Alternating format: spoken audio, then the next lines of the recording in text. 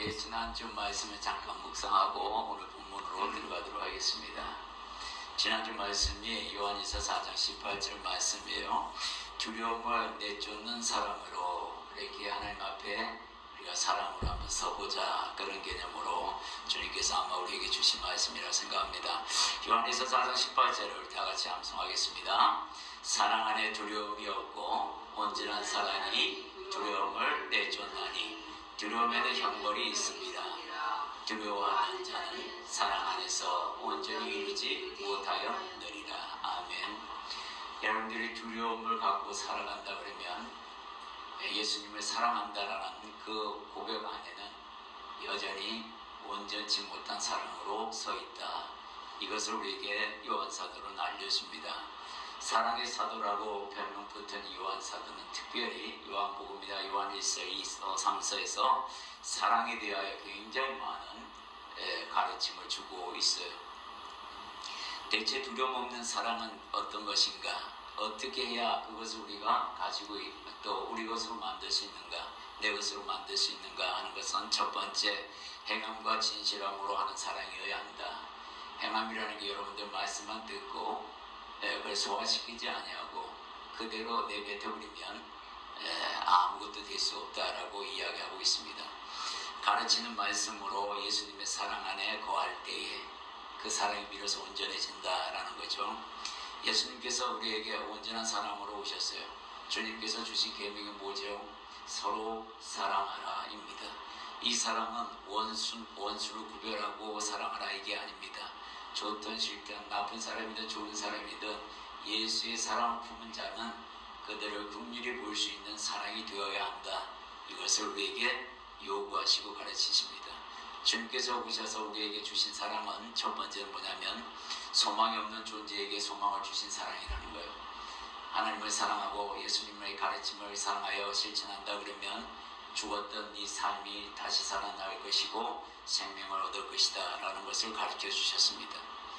생명을 주신 그 사랑 안에는 두려움이 없다라고 주님께서 분명히 십자가의 사건으로 다시 한번 우리에게 일깨워 주셨어요. 제 죄를 갖다가 우리가 하나님 사랑 안에 거하게 되면은 죄를 이길 수 있는 힘을 공급받게 됩니다. 내가 여전히 죄 가운데 있고 내가 불안한 마음이 있으면 죄 가운데 있어서 불안한 마음이 들기 때문에 여러분들이 두렵다, 내가 아직 두려운 마음이 있습니다 라는 얘기는 내가 아직도 죄가 해결되지 못하고 있습니다 라는 거와 함께 간다는 거예요. 정말 잘 알아야 합니다. 하나님의 영광이 되는 사랑입니다. 내 행동이 지금 하는 게 하나님의 영광인가? 하나님의 영광을 위해서 참으라. 그럼 참을 줄 알아야 합니다. 참지 못하면 그거는 자기의 영광은 될 수 있어도 하나님의 영광은 될 수 없다라고 분명히 우리에게 말합니다. 온전한 사람은 분명히 두려움을 내쫓는다고 주님이 가르치셨어요. 왜 그러냐면 두려움 안에는 형벌이 존재하기 때문에 그렇습니다. 형벌이 존재한다는 얘기는 여전히 죄에 대한 문제가 네게 아직 남아있다라는 겁니다. 예수를 믿는다 하고 하나님의 자녀의 신분을 취했다 하면서도 여전히 종 안에, 즉 육체의 종, 사탄의 종, 그 마귀의 종 안에, 그 가르침 안에 여전히 서 있다라는 걸 네가 깨달으라는 겁니다. 예화를 들어서 물에 빠진 베드로에 대하여 시선을 주님께 주었을 때는 물 위를 걷는 역사가 있었지만 풍랑을 바라봄으로 말미암아 시선을 올려 돌렸어요. 풍랑으로 돌릴 때에 그가 물에 빠지는 일이 벌어집니다. 똑같습니다. 우리가 인생을 살아가면서 하나님 즉 십자가를 바라보지 않는 일이라면 어떤 교회도 화평이 찾아오지 않는다, 이 얘기를 하고 있습니다. 주님께서 두려움 없는 사랑을 하기 위해서는 영이 깨끗해야 한다. 이걸 필수 조건으로 우리에게 말씀합니다. 영이 깨끗하지 못하면은 문제가 심각해지는 거예요. 여전히 세상 속에서 두려움 안에서 살아갑니다. 예수님의 가르침이 바로 깨끗할 수 있는 그 가르침을 우리에게 제공합니다. 아브라함의 믿음을 우리에게 요구하셨고 말씀을 지키는 자로 요구하셨고 가장 귀한 것도 아끼지 않는 사랑, 내가 내게 그렇게 했기 있기 때문에 내가 네게 그걸 요구할 수 있다. 이런 말씀을 우리가 전해드렸습니다. 어찌 보면 제일 위험한 게 뭐냐면요, 다 알고 있다, 다 알고 있는 내용이고 늘 듣는 내용일 때 가장 위험합니다. 왜 그러냐면 안 들어오는 거예요. 자리 잡지 않습니다.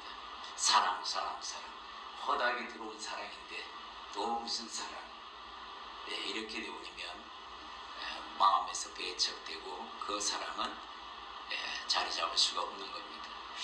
오늘의 말씀은 주제가 굉장히 심오합니다. 인치심과 거듭남에 대하여 여러분들이 굉장히 많이 듣고 알고 있는 내용입니다. 그런데 이 말씀이 오늘 상당히 깁니다. 마음가짐을 단단히 하고 들으셔야 합니다. 졸아서도 안 됩니다.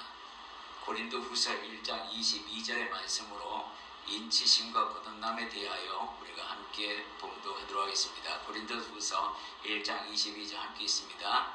그가 또한 우리에게 인치시고 보증으로 우리 마음에 성령을 주셨느니라. 여러분 이 말씀 믿습니까? 아멘. 네. 인치시고, 우리가 첫 번째 인치심과 거듭남의 의미를 한번 살펴보도록 하겠습니다.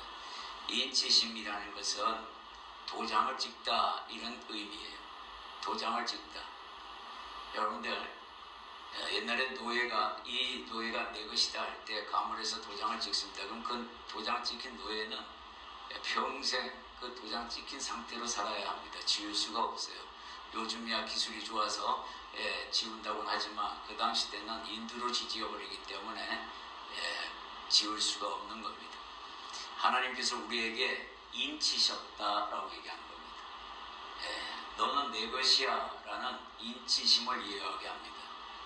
여러분들 다 하나님의 자녀로 인침을 받았습니까? 아멘. 네, 여기서 아멘이 나와야 해요. 정말로 나와야 합니다.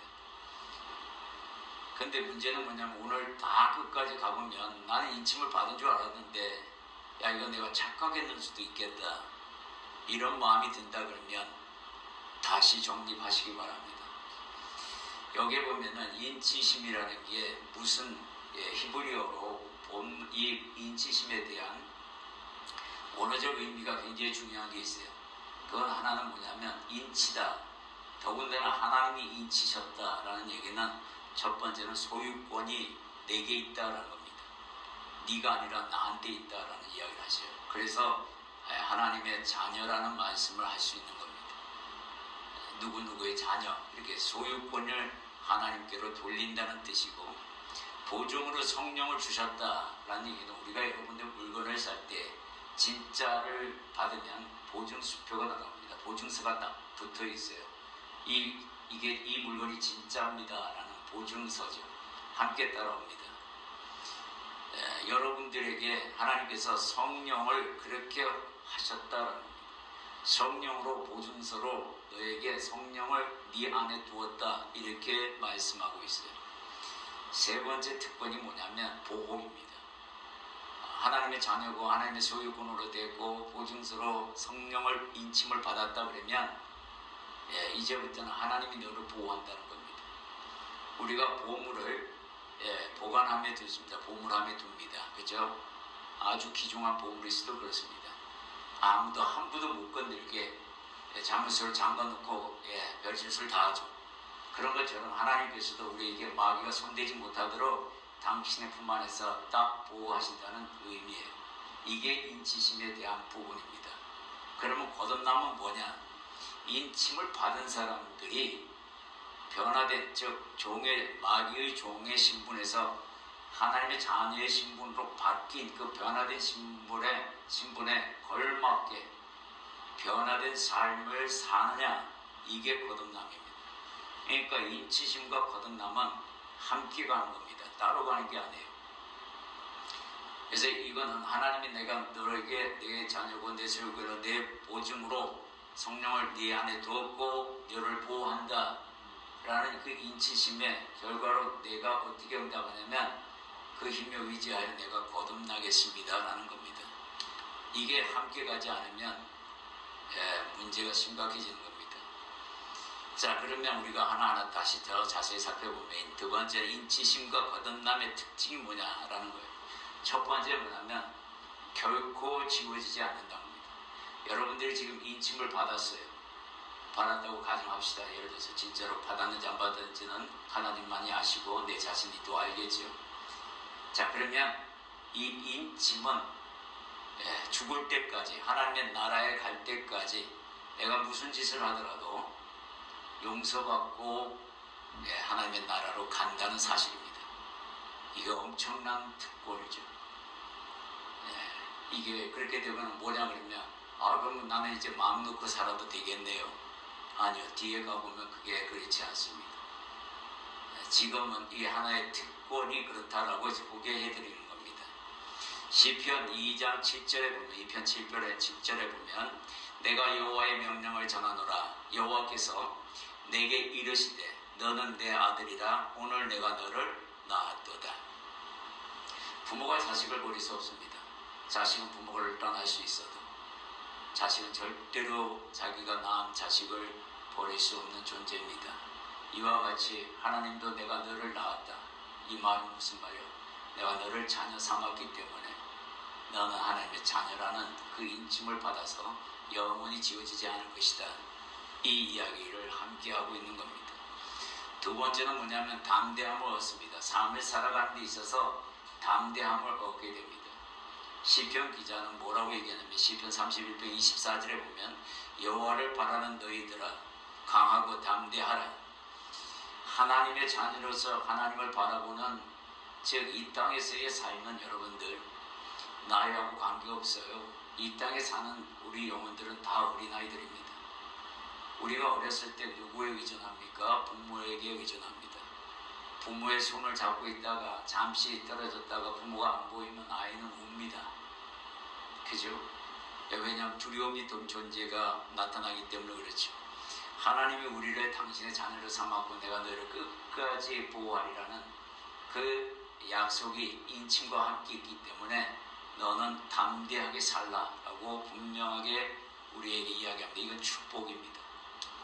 세 번째는 뭐냐면 죄에 대한 반응이 변화가 생깁니다. 여기서부터는 여러분들이 체크하셔야 합니다. 내가 죄에 대하여 어떤 반응을 갖고 있는가? 영적 민감성이라고 하는데 에베소서 4장 30절에 보면 하나님의 성령을 근심하게 하지 말라. 그 안에서 너희가 구원의 날까지 인치심을 받았느니라.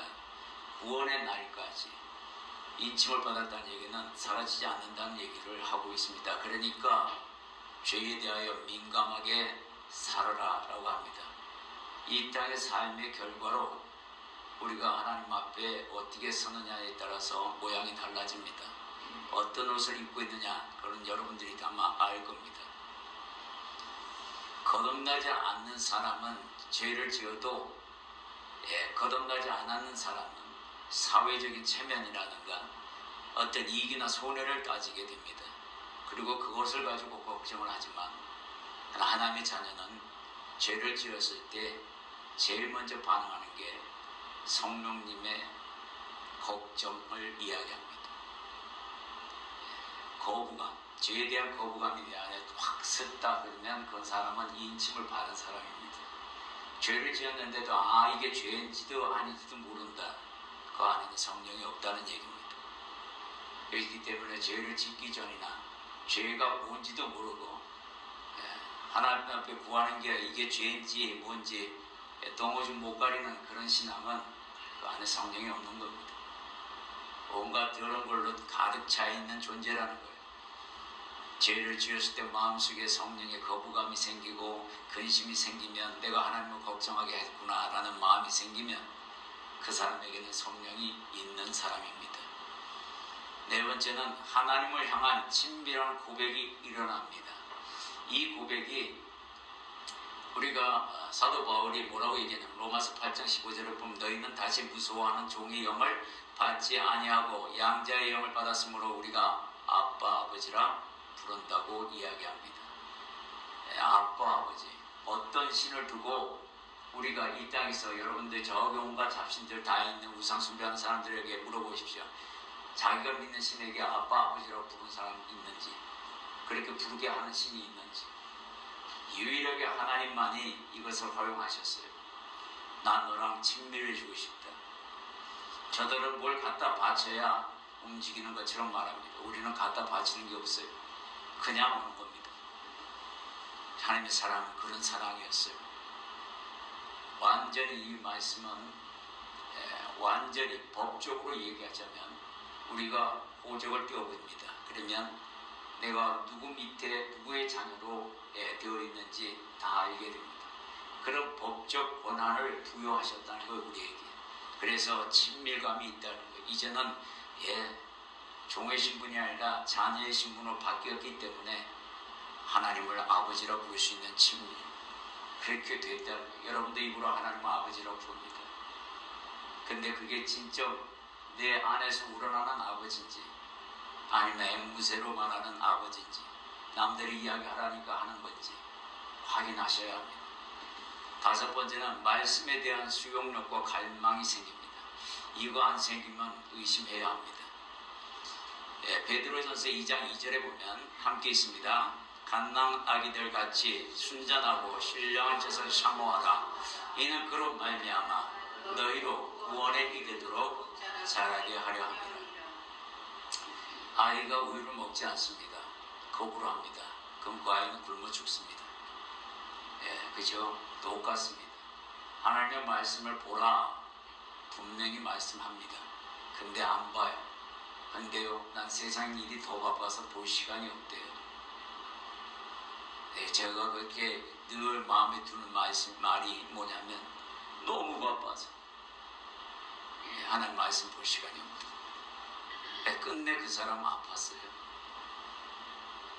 뭐라 그러냐면 하나님 말씀을 그러면 당신은 왜 밥을 먹냐고. 바쁜데 밥 먹을 시간은 있어. 또 오줌 나는 시간은 있더라고. 바쁘면 그것도 하지 말아야죠. 근데 그거는 다 하면서 하나님 말씀 볼 시간은 없다. 자기 생명을 지키는 그 원뿌리가 뭔지도 모르고 사는 믿음이야. 이게 말이 되는. 여러분들 개인적으로 생각해 보십시오. 객관적으로 여러분들이 이 말씀을 들을 때 어떻게 신앙이 그럴 수 있느냐 이야기할 줄 모르겠지만 우리 자신도 한때는 그런 사람과 똑같았습니다. 기분 나쁜 소리 조금만 하면요 틀어집니다. 하나님 말씀을 통해서 기분 나쁜 소리 책망하잖아요. 여러분들 마음에 오면 또 책망질이야. 그리고는 마음 딱 닫아버리잖아요. 누가 책망을 듣기를 좋아하겠습니까? 누가 꾸중을 듣기를 좋아하겠습니까? 어떤 사람이 그런 말을 합니다. 왜 설교를 할 때마다 책망하는 소리가 그렇게 많습니까? 당연하죠. 죄인을 두고 얘기를 하는데 그러면 책망이 안 들어가면 그 죄인이 바뀌겠습니까? 네 잘한다 그러면은 그 죄인이 지가 죄를 짓는 게 잘하는 줄 알고 착각할 거 아닙니까? 하나님 말씀은요 책망이 더 많습니다. 그 안에 사랑이 있는 거고, 물론 크게 얘기하면 사랑이 가장 크기 때문에 그 안에 사랑이라는 그 매가 존재하는 건 사실이지만 책망을 들을 줄 아는 귀가 되고 마음이 되어야 합니다. 이게 없다 그러면요 하나님의 근심이 셉니다. 생명의 소리를 들으려 하지 않습니다. 성령이 계시면요 생명의 말씀이 내게 어떤 말을 하는지 귀를 쫑깃해가지고 듣게 됩니다. 이게 성령이 안에 계시기 때문에. 왜? 성경을 성령님이 쓰셨잖아요. 내가 쓴 그 성령님의 입장에서 내가 쓴 그 말을 네가 어떻게 받아들이는지 한번 보자. 내 안에서 내 자아에게 봅니다. 여러분들 자식을 훈계할 때, 자식을 훈계할 때 자식이 건방지게 뒷짐을 딱 쥐고 아버지가 말하는데 서서 들어. 그럼 뭐부터 날아갑니까? 귓방맹이부터 날아갑니다. 그거 인내할 아버지가 드뭅니다. 똑같아요. 하나님도 마찬가지입니다. 그 무릎을요 불을 들여서라도 꿇게 합니다. 그 사실이 뭐냐면 야곱이 야복강 나루에서 씨를 마실 때에 황독별을 부러뜨려 버립니다. 안 지거든요. 끝까지 네가 무릎 꿇고 회개하라는데도 안 하거든요. 그러니까 끝내 뭐요? 환도뼈를 치는 거예요. 사람에게 환도뼈를 쳤다는 얘기는 사람이 힘의 근원이 이 환도뼈에서 나오는 겁니다. 이게 나가버리면 일어서지도 못해요. 중심이 거기 때문에 환도뼈를 치시면서 네 이름이 뭐고? 하고 물었을 때에 주여 내 이름이 야곱이니이다. 그제서야 정신 차리고 나라는 놈이요 아주 나쁜 놈이에요. 강탈자고요. 예, 형의 그 모든 걸 도둑질했던 존재입니다. 라는 고백이잖아요. 그때 비로소 축복이 오는 거잖아요. 세상 것을 쥐고는 함께 할 수 없다. 성령님이 그 얘기를 우리에게 말하는 거예요. 말씀에 대한 수용력과 갈망이 네가 얼마나 있느냐.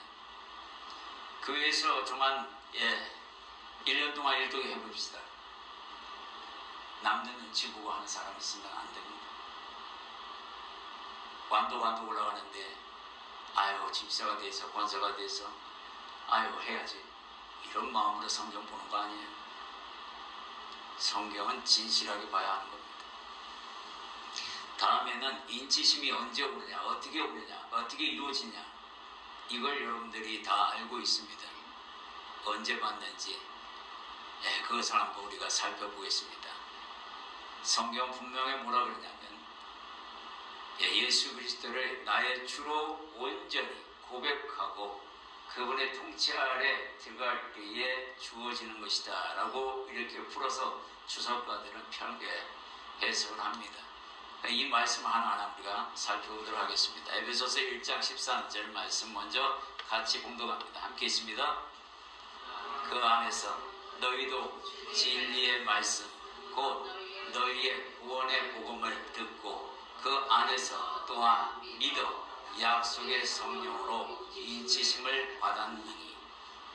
이 말씀이 예수 안에서 받는 겁니다. 그 다음 한번 보겠습니다. 요한일서 4장 15절 함께 있습니다. 누구든지 예수를 하나님의 아들이라 시인하면 하나님이 그의 안에 거하고 그도 하나님 안에 거하느니라. 예수를 하나님의 아들로 시인하고 믿습니다. 그러면 입술로 고백하면 성령이 네 안에서 인침을 할 것이다 라고 방법을 지금 이야기해 주고 있습니다. 로마서 10장 9절 10절입니다. 함께 있습니다. 네가 만일 내 입으로 예수를 주로 시인하며 또 하나님께서 그를 죽은 자 가운데서 살리신 것을 내 마음에 믿으면 구원을 받으리라. 사람이 마음으로 믿어 의에 이르고 입으로 시인하여 구원에 이르느니라. 아멘. 본문에서 보면 시인하다라는 말씀이 있습니다. 여기에 두 가지가 함께 갑니다. 그죠? 로마서의 말씀에 보면 네가 마음으로 믿어 의에 이르고 입으로 시인하여 구원에 이른다 라고 얘기했습니다. 이걸 따로따로 해석하는 사람이 있어요. 아닙니다. 이건 하나로 가는 거예요. 마음으로 믿은 것이 입으로 시인하게 통로가 돼서 고백하게 되는 겁니다. 이게 마음으로 믿어지는 게 없이 입으로만 시인하면 구원받느냐? 못 받아요. 그건 앵무새 고백입니다. 절대 받을 수 없는 겁니다. 오늘 이 시인하다라는 개념을 가지고 원어적인 의미로 한번 하나하나 살펴보도록 하겠습니다. 첫 번째는 뭐냐면 같은 것을 말하다라는 뜻을 가지고 있어요. 같은 것을 말하다. 그러면 앵무새 같은 것을 얘기합니까? 아니요, 그게 아닙니다. 내 생각과 주장 이런 것들을 이 펼치는 내가 막 피력을 하고 내가 나를 보호하기 위해서 아니 이런 것은 내려놓고 이야기한 겁니다. 이 생각들 이것들을 다 뒷전으로 하고 오로지 하나님이 말씀하신 그 진리에 입각해서 내 행동과 내 말이 같이 말하는 겁니다. 이 같이 말하다는 개념은 그런 것입니다. 같은 것을 말하다. 하나님의 진리는 뭐예요? 변하지 않는 겁니다. 그것을 내가 똑같이 입으로 고백하면서 행동으로 나갈 때에 그 이야기를 하고 있는 거예요. 앵무새 고백이 아닙니다. 앵무새를 보고 예수 그리스도께서 하나님의 아들이다 따라해봐 하면 따라합니다. 예수 그리스도는 하나님의 아들이다. 그럼 그 앵무새가 구원 받습니까? 안 받습니까? 여러분 생각해. 이것도 판단이 안 서면 곤란하잖아요. 그죠? 여러분들 앵무새가 마음으로 믿어가지고 입으로 시인하는 거라고 생각합니까? 아니잖아요. 그 앵무새가 구원 받아요, 안 받아요? 안 받잖아요. 못 받아요. 못 받죠. 당연히. 근데 그런 신앙 고백을 가지고 살아가는 사람이 있다 없다? 있어요. 되게 많아요. 문제는 거기에 있는 겁니다. 두 번째 의미는 같은 것을 말하다 그 다음에는 뭐냐면 공적으로 선언하다라는 뜻을 갖고 있습니다. 여러분들이 여기 앞에서 세례를 받습니다. 예수를 주라 시인합니다. 그건 뭐냐면 내가 정식으로 하나님을 시인하는, 예수를 주라 시인하는데 그것은 내 입술로만 하는 것이 아니라 앞으로 내 행동을 주님의 말씀에 맞추어서 그렇게 살도록 노력하겠습니다 라는 서약을 여러 믿는 형제들 앞에서 선언하는 거예요. 법적으로 하나님 앞에서, 세상 사람들 앞에서. 여러분들 다 세례 받았습니다. 근데 정말 그렇게 공적으로 선언한 행동들을 하고 있는가 봐야 한다는 거예요. 여기는 자신의 신념이나 입장을 표현하는 게 아닙니다. 전적으로 하나님께 의지해서 내 입장, 지금 현재 있는 신념을 공식화하는 그런 시인을 이야기하는 겁니다. 여기까지도요, 가짜로 하는 사람들이 꽤 많습니다. 세 번째는 뭐냐면 전적으로 위탁하다라는 의미가 있습니다. 이건 무슨 말이냐면요, 단순히 하나님의 말씀이나 이런 걸 지식적으로만 내가 받아들인 게 아니라 가슴으로까지 내려가게 만드는 것을 이야기합니다. 그래서 맡기라 하셨으면 내가 맡길 줄 아는 사람이 되어야 하는 겁니다. 맡기라는 건 알아요, 다. 근데 어떻게 맡기냐고 물어보면 방법을 모르는 사람이 맡길 수 있겠습니까? 여러분들에게 주님께서 맡기라는데 여러분은, 당신은 어떤 방법으로 맡깁니까? 물어보면 답할 수 있는 사람이 몇이나 될까요? 모르는데 어떻게 맡겨요? 여러분들 뭐로 맡깁니까? 제일 먼저 생각나는 게 뭐예요? 기도로 맡기는 거예요. 기도하면 하나님 그러잖아요. 내게 기도해라. 기도하면 네 문제가 내 문제로 바뀐다 이러잖아요. 기도했는데요, 왜 안 바뀝니까? 여러분들 그 기도했는데요, 왜 안 바뀝니까? 이런 말도 또 하죠. 그건 하나님을 몰라서 하는 소리입니다. 제대로 안 맡긴 거예요. 쉽게 얘기하면 하나님께 맡겨서 내가 기도했습니다, 이런 의미는 하나님께 전적으로 의지했다 그러면 기다릴 줄도 알아야 합니다. 인내라는 것을 배우게 합니다. 하나님은 나를 위해 얼마나 오래 참았는데 너는 그거 못 참냐, 이 음성을 들을 줄 알아야 하는 거예요. 우리가 너무 급합니다. 우리 성격들이, 그죠? 저도 굉장히 급한 사람입니다. 급하면 급하게 마음 먹을수록 그 기간은 길어지더라고요. 내 경험에 의하면 금방 해결하고 싶어요. 좀 그래야 속마음이 시원하거든. 그래서 그런 적이 있어요. 제가 사회생활 하다 보면 본의 아니게 그런 일이 있었습니다. 너무너무 화가 나가지고 온갖 힘을 다 동원해가지고 마침내 잘라버리려고 그렇게까지 동원했다가 진짜 엄지손가락 하나만 딱 치면 그냥 보내기 메일로 다 보내서 원장님하고 병원 원장하고 노동위원장하고 전부 다 같이 해서 보내려고 마음먹었습니다. 3개월 동안 끙끙 앓았습니다. 그때 주님께서 제가 인내가 부족한 것을 그때 알았습니다. 제가 누구에게도 말씀드렸지만 하나님께서 내가 너 안다, 네 마음을. 그래서 환상을 보여주는데 그 상처가 얼마나 큰지를 양날이 시퍼런 검이 가짜로도 없이 내 가슴에 꽂혀있고 피가 철철 흐르는 것을 보이게 하시더라고요. 내가 네 마음이 이렇다는 걸 내가 알고 있다라는 거예요. 그거 보는데 제가 너무나 위로받았습니다. 하나님이 그걸 보여주시는데 내 마음 알고 계시는구나. 그때 난 그걸 빼려고요, 실로 갖다 감는데 감는 촉촉 다 끊어집니다. 얼마나 날이 상한지. 그래서 끝내는 주님께서 뭘 주시냐면 소금을 주더라고요. 소금을 싸니까 칼을 잡을 수 있더라고요. 신기하게. 그래서 그 소금으로 그 칼을 뺐습니다. 하나님이 함께 빼주셨어요.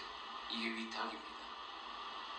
하나님이 결국은 일하시고, 그 소금의 의미가 뭐냐면 네 마음 온유하게 만들어라, 그거였습니다. 그때 그 온유함을 되찾았을 때 모든 것이 다 해결되고 오히려 감사하다는 인상을 받게 되었습니다. 정말 힘듭니다. 견뎌내야 하는 것이, 주님은 나를 위해 얼마나 오랫동안 참고 견디셨고, 그 고난이 네 것이 되려면 너도 참아야 된다고 하면 참아야 하는 게 맞습니다. 다음에는 인치심이 없어도 응답이 오는가?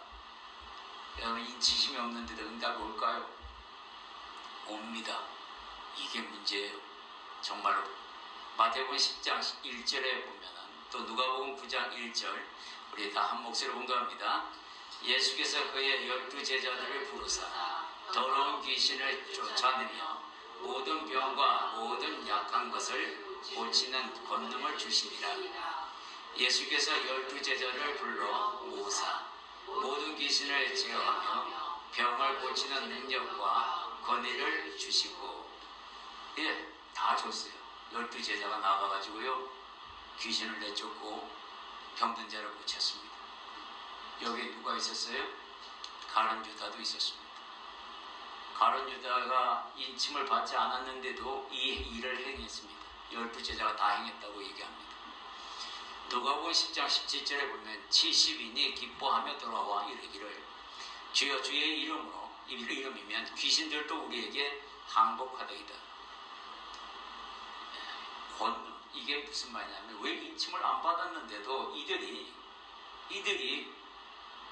이런 권능을 가지게 될까요? 하는 것은 예수의 이름에 대한 권능이 이토록 강하다라는 것을 보여주기 위함입니다. 그래서 예수 권능의 이름으로 무찌르면 마귀는 도망가게 된다. 그거를 하나님이 인치심과 관계없이 택한 백성에게 부여한다라는 거예요. 이게 놀라운 일이죠. 이 뒤에 가면 다시 가룟 유다와 몇 사람에 대하여 여러분과 함께 나눌 겁니다. 권능이라는 것이 이토록 인치심과 관계없이 나타난다는 사실을 우리가 알고 들어야 합니다.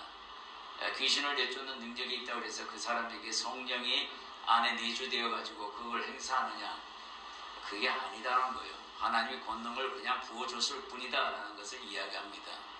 자, 응답이 나타나지 않는 경우가 있습니다. 어떤 경우냐면 사도행전 19장 13절에서 16절에 그 내용이 나와 있습니다. 우리 한 목소리로 공감합니다. 이에 돌아다니며 마술하는 어떤 유대인들이 시험 삼아 악기 들린 자들에게 주 예수의 이름을 불러 말하되, 내가 바울이 전하는 예수를 의지하여 너희에게 명하노라 하더라. 유대의 한 제사장 스게와의 7 아들들도 이 일을 행하더니 악기가 대답하여 이르되, 내가 예수도 알고 바울도 알거니와 너희는 누구냐 하며 악기 들린 사람이 그들에게 뛰어올라 눌러 이기니 그들이 상하여 벗은 몸으로 그 집에서 도망하는지라. 보십시오. 예수의 이름으로 귀신을 내쫓는데 귀신 들린 사람에게 이들이 마술사요, 마술처럼 행동하는 겁니다. 마치 우상의 한 신로. 그렇게 내쫓으니까 내쫓아져야 안 돼요? 안 됩니다. 너무나 신기하잖아요. 왜 같은 예수의 이름인데도 불구하고 이들에게는 능력이 나타나지 아니하고 70인이나 12명, 특히 가룟 유다가 속해 있는 그곳에서는 가룟 유다마저 그 능력을 행하였는가? 이건 구별을 둡니다. 주님께서 멸망의 자식에게도 권능을 주실 때가 있다라는 겁니다. 굉장히 무서운 말이에요. 이런 걸로 사람을 평가하지 말라, 우리에게 분명히 이야기하고 있는 내용들입니다. 이렇게 스게와의 7 아들들이 이 일을 할 수 없었던 이유는 앵무새처럼 말했기 때문에 그렇습니다. 70인이나 12명의 제자에게는 하나님께서 뭘 주셨냐면 권능을 부여했던 그 능력을 받는 시간이 있었고 이들에게는 없었어요. 그런 차이점이 있다라는 것을 기억하시기 바랍니다. 자, 인침을 받은 자와 그렇지 못한 자의 최종 선택과 그 결과를 한번 살펴보도록 하겠습니다. 세 사람이 나옵니다. 가룟유다와 베드로와 사오반입니다. 여러분들 중에 이 세 사람 중에 누구에게 속해 있는지를 여러분 스스로가 한번 체크해 보기 바랍니다. 베드로는 자신의 의지로 주님을 3번이나 부인합니다. 생명의 위협을 느끼기 때문에 세 번이나 부정을 하죠. 부인하게 됩니다. 그런데 하나님께서 당신이 인치셨기 때문에 그 부인에도 불구하고 베드로를 구원합니다. 그죠? 그가 심히 통곡하면서 회개하여 하나님 앞에 다시 섭니다. 주님은 그를 다시 찾아갑니다. 그러나 유다도 후회하고 스스로 뉘우쳤지만 성령님께서 그를 구하지 않습니다. 성령님께서는 그를 버립니다. 멸망의 자식이라고 말씀하시면서 말입니다. 이 예화를 보면 인치는 자도 넘어질 수는 있습니다. 그러나 하나님이 포기하지 않습니다. 사람이 포기하더라도 인침을 받으면 끝까지 주님이 구원한다는 예화가 바로 베드로와 가룟유다 사이에 차이점을 둡니다. 하나하나 살펴보면 가룟유다는 스스로 양심의 가책을 느끼고 뉘우치고 그리고 스스로 자결을 합니다. 마태복음 27장 3절에서 5절에 보면 그때에 예수를 판 유다가 그의 정죄됨을 보고 스스로 뉘우쳐 그 은 30을 대제사장들과 장로들에게 도로 갖다 주며 이르되 내가 무죄한 피를 팔고 죄를 범하였도다 하니 그들이 이르되 그것이 우리에게 무슨 상관이냐 네가 당하랴 하는거늘 유다가 은을 성수에 던져놓고 물러가서 스스로 목매어 죽은지라. 여기 보면요, 가룟유다는 성령님이 여기에 등장하지 않습니다. 도덕적으로 가책을 느껴서 양심의 가책을 느껴서 아유 내가 스승님을 죽였구나 뭐하면서 스스로 뉘우쳤지만 다시 살아올 수 없는 길로 스스로 목숨을 끊습니다. 이게 겸손 같아요. 겸손을 가정한 교만입니다. 목숨을 끊을 수 있는 끊을 수 있는 분은 누구예요? 하나님만 하십니다. 내가 내 목숨을 함부로 할 수 없는 거예요. 그것만큼 교만한 놈이 없는 겁니다. 하나님의 주권을 자기 것으로 사용하는 이거는 있을 수 없어요. 있었어도 안 되는 일이고 예수 믿든 믿지 않든. 두 번째, 베드로는 주님의 말씀을 생각나서 심히 통곡했다고 기록합니다. 마태복음 26장 74절에서 75절 함께 있습니다. 그가 저주하며 맹세하여 이르되 나는 그 사람을 알지 못하노라 하니 곧 닭이 울더라. 이에 베드로가 예수의 말씀에 닭 울기 전에 네가 부인하리니 하심이 생각나서 밖에 나가서 심히 통곡하니라. 여러분들 무슨 일을 할 때에 예를 들어서 잘못한 일이 있을 수 있습니다. 했을 때 하나님 말씀에 이거 이렇게 하지 말라고 하셨는데 라는 그런 경우가 생각났어요 안 났어요? 살면서 생각났다 그러면 하나님이 인치신 분이 분명합니다. 하나님께서 이거 성경에서 내가 배웠는데 이렇게 하면 안 된다고 했는데 내가 잘못했구나. 이 말씀이 깨달아지면 그 사람은 하나님의 인침을 받은 사람이고 그 안에 성령님이 계시다는 거예요. 그걸 생각나게 했습니다. 근데 이 같은 사도의 직분을 가졌던 가룟유다는 주님의 말씀이 생각나서 주님이 그에게 말씀했습니다. 내가 누구에게든 떡을 주는 자가 나를 팔리라. 그 말씀 봤어요. 너희들 중에 다 아는 깨끗하지 않다라는 말도 합니다. 이런 말들을 가룟유다는 알아들었을 건데 전혀 알아듣지 않고 생각도 안 합니다. 그가 예수를 팔고 난 뒤에 주님께서 떡 조각을 하나 준 자가 나를 팔리라 하는 생각이 나서 그가 자기인 줄 알고 십자가 앞에 달려가서 하염없이 울며 통곡하며 주여 잘못하였나이다. 이렇게 나가야 성령이 그 안에 인침을 받은 사람인데 그렇지 아니하고 도덕적 양심으로만 느끼고 지 멋대로 가서 지 마음대로 행동하는, 그거는 아니라는 거죠. 주님이 분명하게 멸망의 자식이라고 말한 이유가 있습니다. 세 번째는 사울왕의 경우입니다. 사울왕은 예언도 한 사람이에요. 근데 이 사람이 버림받았습니다. 그리고 악령이 들어가가지고 마음 놓고 조절합니다. 사무엘상 16장 14절 함께 있습니다. 여호와의 영이 사울에게서 떠나고 여호와께서 부르시는 악령이 그를 번뇌하니라. 자, 하나님이 떠났대요. 이게 무슨 말이에요? 인침을 받으면 떠나지 않는다고 했는데, 끝까지 구원하신다고 했는데, 이게 인침과 무슨 상관이 있습니까? 사울왕은 그러면 인침을 안 받았다는 얘기입니까? 안 받았다는 얘기입니다. 그런데 어떻게 예언을 합니까? 하나님이 함께 했습니다. 이게 뭐가 앞뒤가 안 맞습니다. 앞뒤가 맞습니다. 이유가 있어요. 그 이유는 뒤에 조금 있다가 더 자세히 설명해 드리도록 하겠습니다. 즉, 그건 뭐냐면 직무에 대한 얘기예요. 직위에 대한 겁니다. 즉, 기름을 부음 받을 수 있습니다. 누가? 왕이. 기름 부음 받은 왕들이 열왕기나 역대기에 보면 엄청나게 하나님을 떠난 이들이 많습니다. 그게 여호와가 떠나신 일이에요. 기름 부음 받았는데 왜 떠납니까? 기름 부음을 받았다는 얘기는 목사로서 직책을 수행할 수 있게 직무를 주어졌다라는 의미입니다. 왕으로서의 직무를 할 수 있게 도와주셨다라는 의미예요. 그렇기 때문에 그가 그 기름을 받았기 때문에 성령의 능력이 나타날 수 있다라는 이야기를 하고 있습니다. 그 결과를 우리가 하나하나 한번 살펴보겠습니다. 자, 왜 이런 차이를 보일까라는 겁니다. 첫 번째는 이게 구약과 신약의 성령의 내주 방식이 달라서 그렇습니다.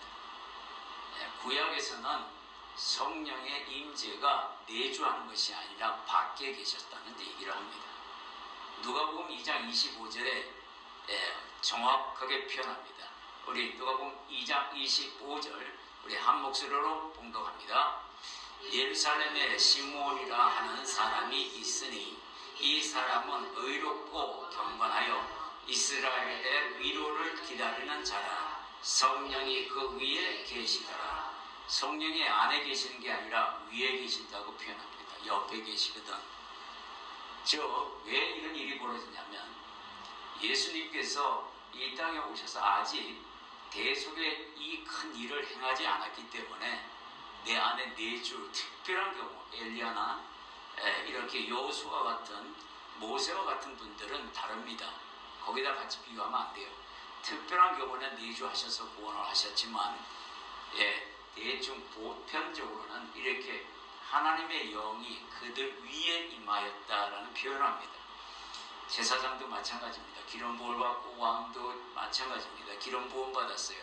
그 위에 임재해 계셨다라는 겁니다. 주님께서 신약에 오셔가지고 가룟 유다는 세상의 이 도덕적인 잣대를 사용해서 설명하고 자기가 뉘우쳤다고 하지만 베드로는 그렇지 않았습니다. 성령의 잣대를 사용했다라는 겁니다. 이게 차이점이에요.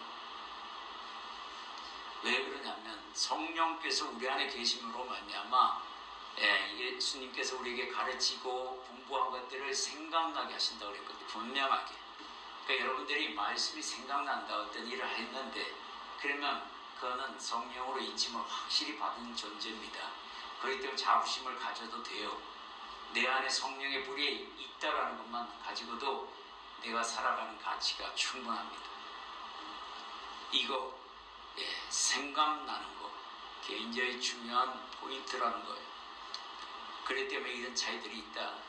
신앙에서는 세 종류의 사람을 성경에서 분명히 이야기합니다.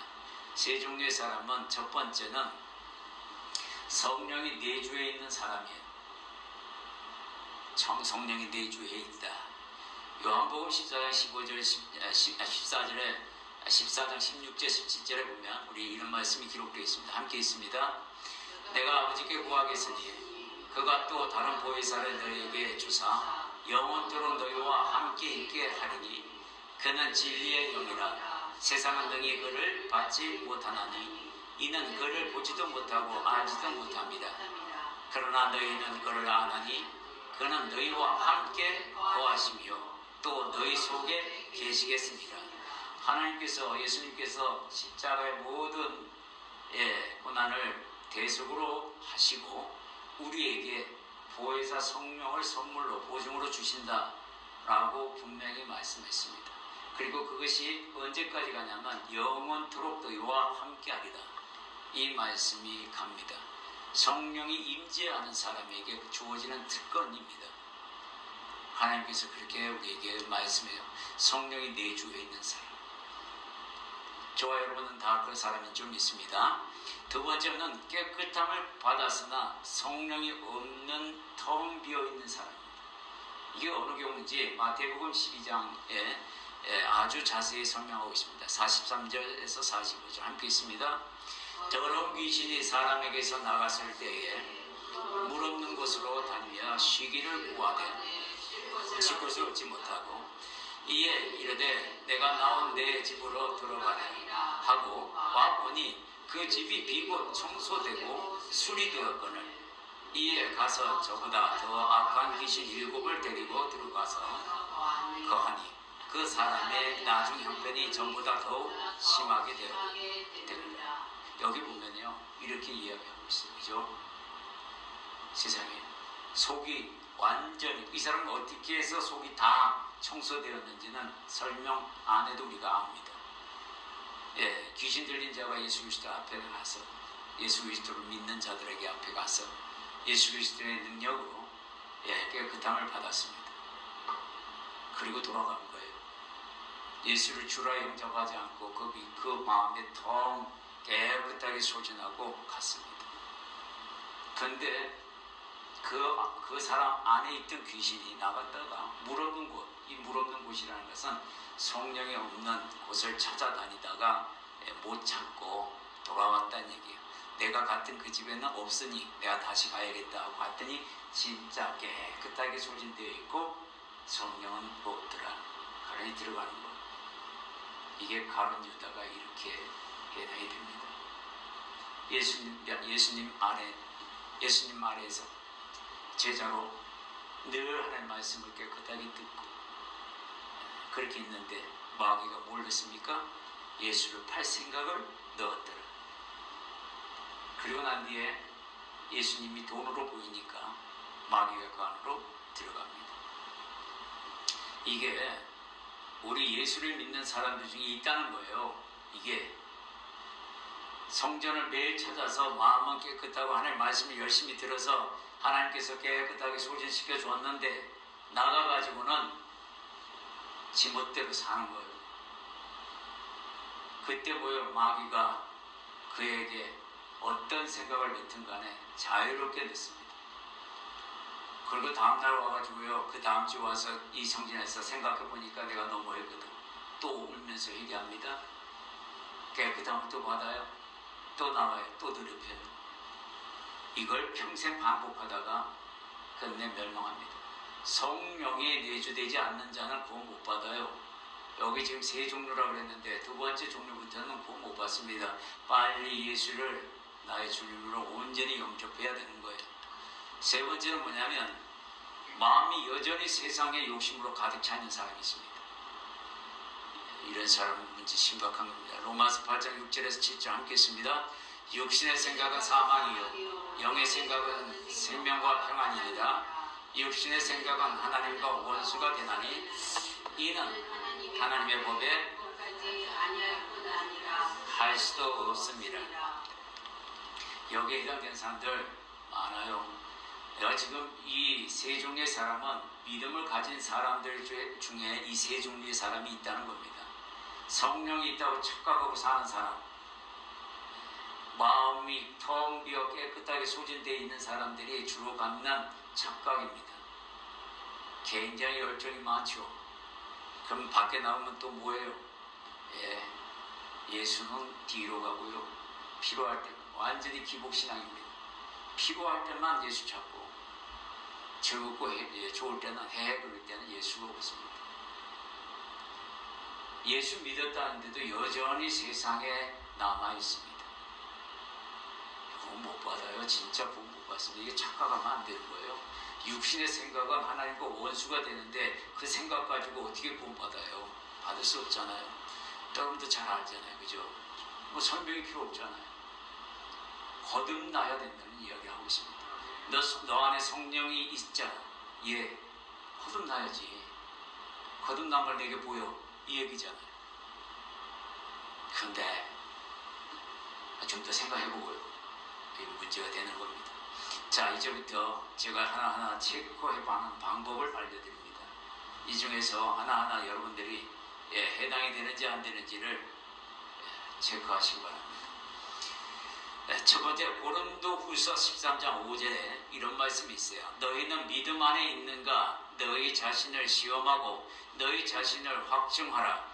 예수 그리스도께서 너희 안에 계신 줄을 너희가 스스로 알지 못하느냐? 그렇지 않으면 너희는 버림받은 자니라. 무섭잖아요. 어떻게 시험하는데요? 지금 그 시험하는 방법을 알려드립니다. 첫 번째, 하나님의 말씀을 사모하며 보고 있는가? 여러분들 성경을 봅니다. 좋아서 봅니까?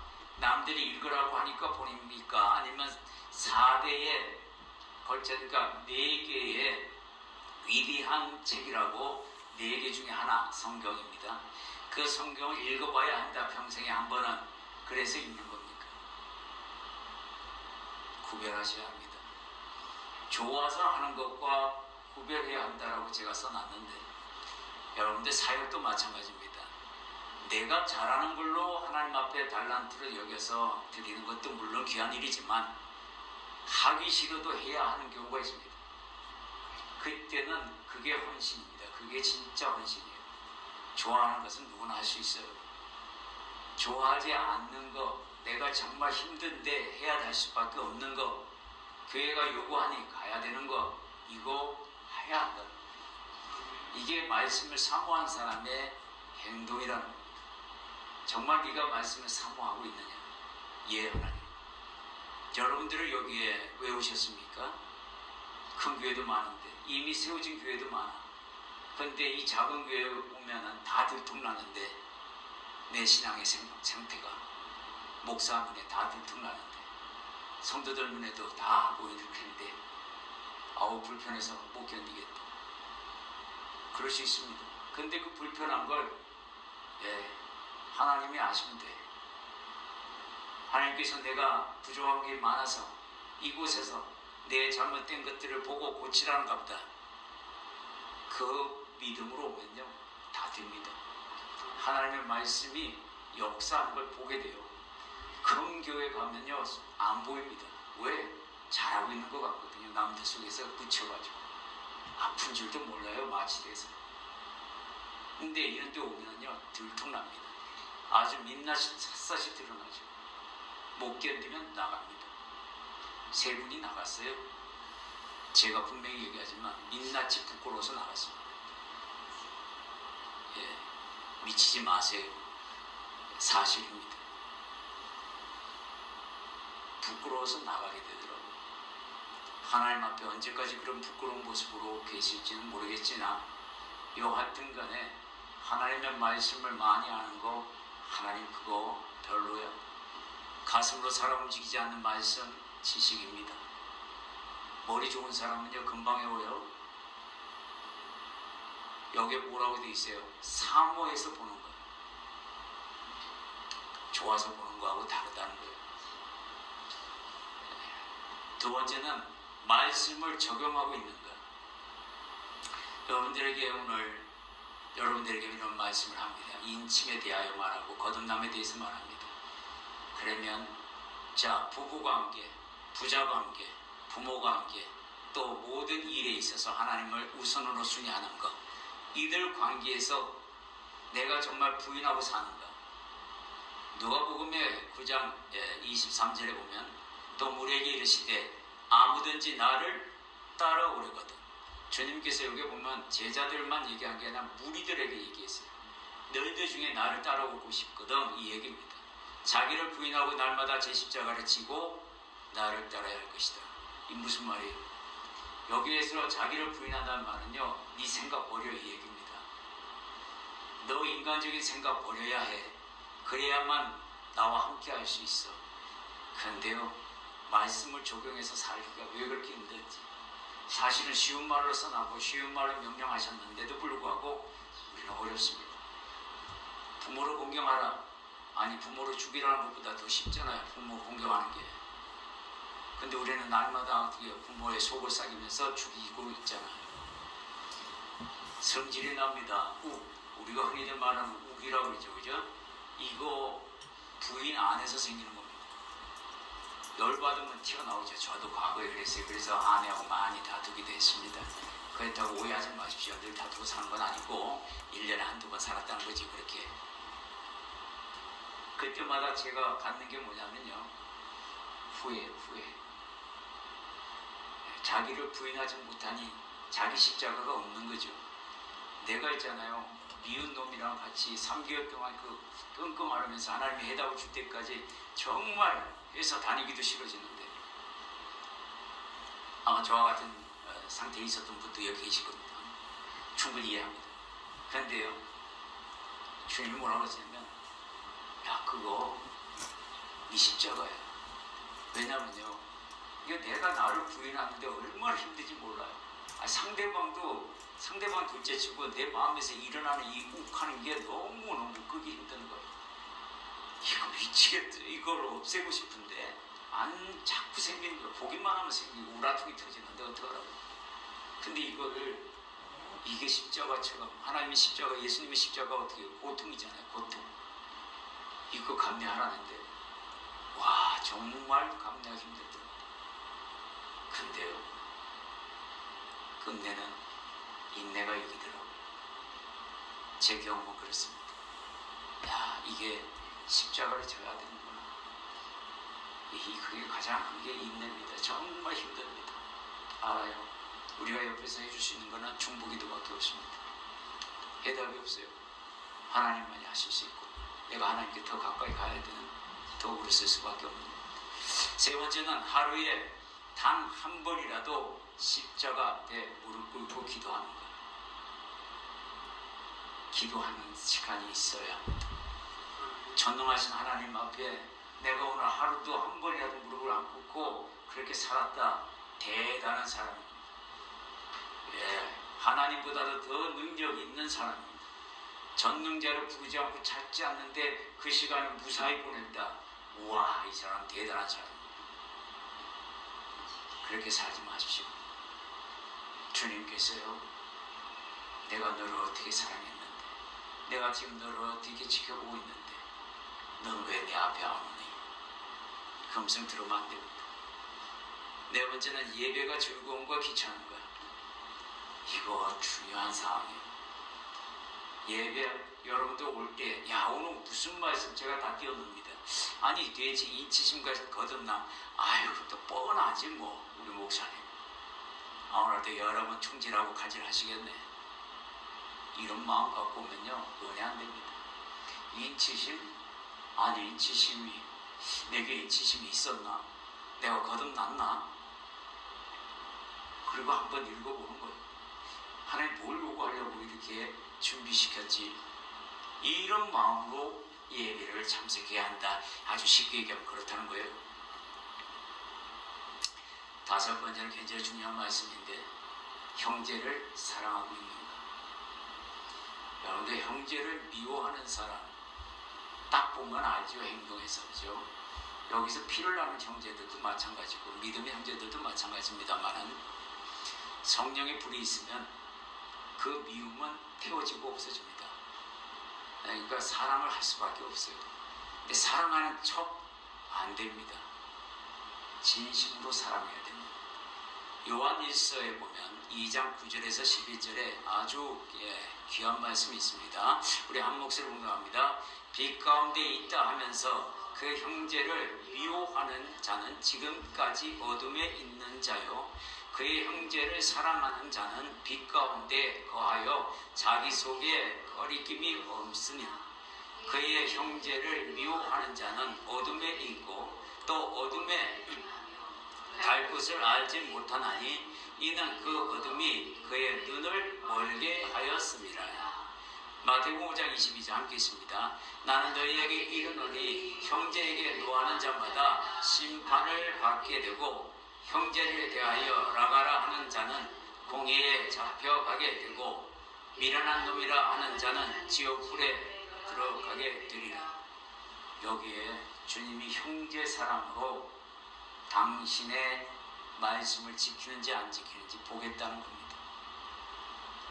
여러분들 가정에요, 보면 예수를 믿는다면서도요 왼수같이 지내는 형제들 많이 와요. 부모에게도 그렇게 하는 사람 많습니다. 대체 무슨 깡답으로, 대체 무슨 하나님을 믿고 있기에 그런 용기가 나는 겁니까?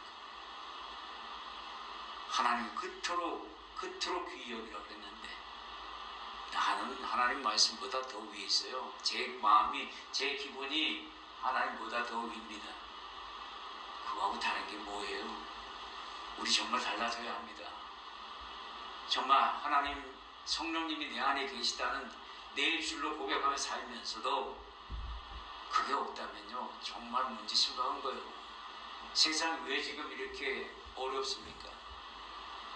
여기 한 집 건너 다 교회고, 우리나라 인구의 20% 이상이 통계적으로 크리스찬이라고 통계 나와 있습니다. 물론 코로나19 때문에 줄어들었다고 하지만 거의 그 정도 됩니다. 그런데 세상은 더 악해져가고 있어요. 그건 무슨 말이에요? 다 죽은 믿음이라는 거잖아요. 바닷물이 늘 얘기합니다. 3.5%의 그 염분 가지고 다 짜게 만드는데 진짜 크리스찬이 3.5%가 안 된다는 얘기잖아요. 그러니 사회가 안 바뀌지. 근데 한 집 건너가면 다 예수 믿는데, 이거 하나님, 제가 말씀드리는, 저는 이런 말 하기 싫어요. 주님이 얼마나 아프시기에 제게 통해서 이렇게 작은 무리들에게 이야기하면서 당신의 속마음을 드러내시겠어요? 나 정말 너무 아프다, 속상하다. 왠가 저 가라지들만 잔뜩 있고 알고는 띄엄띄엄 있고, 이렇게 말씀하고 있는데 안 들립니까? 여러분들이 이제 하셔야 돼요. 내가 해보리다. 내가 해보겠습니다, 하나님. 내가 한번 주님 알곡이니까 내가 저들에게 선한 영향을 한번 끼쳐보겠습니다. 이게 인침과 거듭남이 있는 사람의 마음입니다. 정리해드립니다. 고린도후서 1장 22절의 말씀으로 가지고 인치심과 거듭남에 대해서 여러분에게 정리해드렸습니다. 인치심과 거듭남의 의미는 도장을 찍다라는 의미로 한번 이 짐은 결코 지워지지 않는다는 이야기를 들었습니다. 그리고 하나님께서 담대함도 공급해 주시고 죄에 대한 반응의 변화를 공급해 주시고 하나님을 향한 친밀한 고백도 일어나게 하셨어요. 말씀에 대한 수용과 갈망이 생기게 하셨고, 인치심이 언제 어떻게 이루어지는지도 우리에게 가르쳐 주셨습니다. 사람이 마음으로 믿어 의에 이르게 하시는 그 고백이 진정 내게 있었는가를 다시 한번 생각하고, 시인하다, 이 시인하다는 의미를 여러분들과 함께 공유했는데, 첫 번째는 같은 것을 말하다, 즉 성경의 언행 일치를 가지고 말하는 걸 의미합니다. 두 번째는 공적으로 선언하는다는 뜻을 가지고 있고, 전적으로 위탁한다는 뜻도 갖고 있습니다. 응답이 오는 경우, 응답이 오지 않는 경우를 살펴보았어요. 12명의 제자와 70명의 권능을 주셔서 그들이 말하는 대로, 기도하는 대로 응답이 되었지만, 마술사 스게와의 아들들은 앵무새와 같은 그런 마음으로 예수의 이름을 사용했기 때문에 권능이 나타나지 않았다라고 분명히 말씀하셨고, 인침을 받은 자와 그렇지 못한 사람을 세 사람에 비유해서 여러분에게 설명해 드렸습니다. 가룟 여자와 베드로 그리고 사울아. 왜 이런 차이를 보였냐? 구약에서와 신약에서의 인침의 방법이 달라서 그렇다. 즉 위치. 신약에서는 우리가 대속을 다 받았기 때문에 내 안에 깨끗해져서 하나님께서 내 안에 들어와 계셨고 나를 성전 삼아서 함께 하실 수 있었지만 구약에서는 아직 그리스도께서 오지 않았던 그런 상태이기 때문에 성령께서 위에 머물렀다라는 표현으로 누가복음 말씀 신무원의 그 말로 그 고백으로 우리에게 말씀하셨습니다. 이제 세 종류의 영적 사람들을 여러분에게 소개했어요. 믿음이 있다고 하면서도 세 종류의 사람. 첫 번째는 성령이 내주에 계시는 사람. 두 번째는 깨끗함을 받았으나 성령이 없는 상태, 텅 비어 있는 상태. 세 번째는 마음에 여전히 세상의 욕심으로 가득 차 있는 사람. 3번까지는 안 가더라도 내가 깨끗함을 받았는데 정말 예수님이 계신가? 이런 퀘스천 마크가 여러분에게 생긴다. 그러면 그거 하나라도 생기면 성령님이 안에 계시는 줄 믿습니다. 예배가 즐거운가 귀찮은가 여러분에게 말씀해 드리고 형제를 사랑하고 있지는 않나. 정말 지금 가세요. 만약에 집에 가서 형제들 내 친형제들과 사이가 나쁜 게 있었다면 빨리 가서 보세요. 시간 걸지 말고요. 풀어요. 마음으로 다 풀었으면 다음에 만날 때는 기쁨으로 맞이해 주면 됩니다. 그렇게 우리가 서로 사랑하며 실천해서 내 안에 계시는 성령님을 근심시키지 말고 오히려 기쁘게 그래 잘하고 있다 이 칭찬 듣는 저와 여러분이 되기를 소망합니다. 우리 잠깐 결단 기도하고 찬양으로 축도로 예배를 마치겠습니다.